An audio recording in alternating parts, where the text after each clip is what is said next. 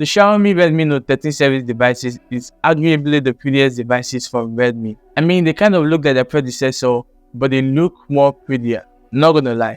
But hey, I'm not here to talk about how pretty this device looks like. So you're actually looking at the Redmi Note 13 Pro Plus, which is obviously the higher version in the Redmi Note 13 series devices. So it comes with 6.67-inch Dolby Vision OLED display, it equipped 200 megapixel camera, and also it powers the MediaTek Dimensity 7200 Ultra, which is an upgrade over its predecessor. Yeah, so there are other cool specs you would love to know about this device. So without wasting much of your time, let's vibe.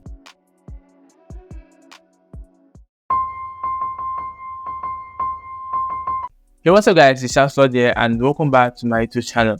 So let's quickly start off with the design and the build quality for the Redmi Note 13 Pro Plus.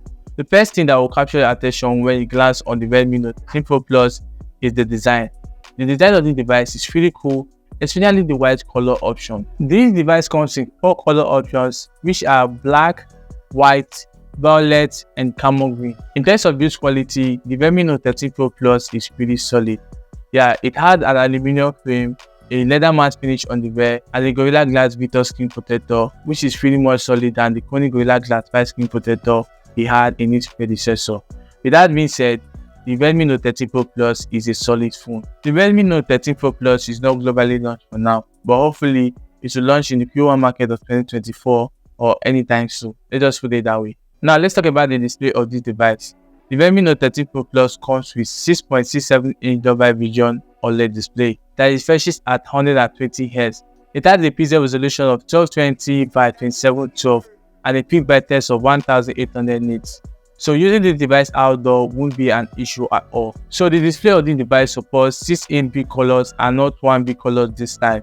And also HDR10 Plus for vibrant and clear image on screen while viewing content on this device. However, the Redmi Note 13 Pro Plus comes with IP63 rating for dust and water resistance.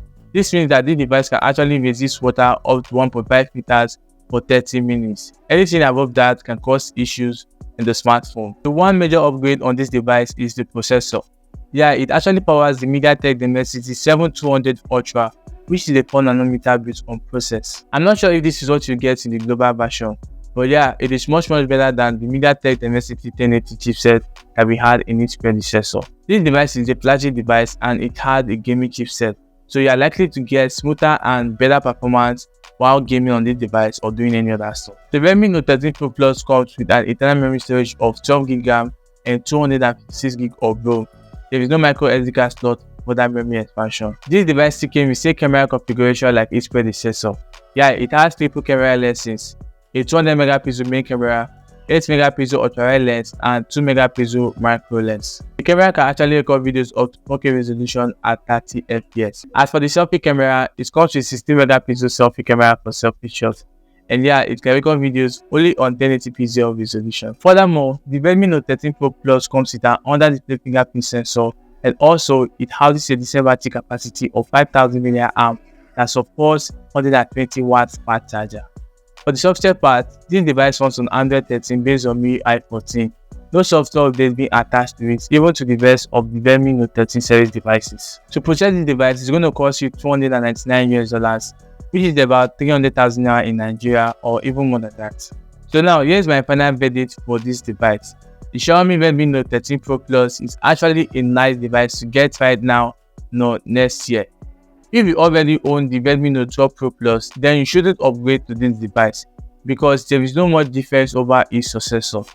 Yeah, the only visible upgrade in this device is the design and also the processor. Every other thing else is just a repeat. So if you're using a mobile phone that is less in specs and you want to upgrade, then it is fine. Yeah, so let me know your thoughts on the comment section. Please guys, do not forget to subscribe and also turn on your notification bell to always get notified whenever I drop a new video on the channel. Thanks for watching and see you all on my next video. Peace.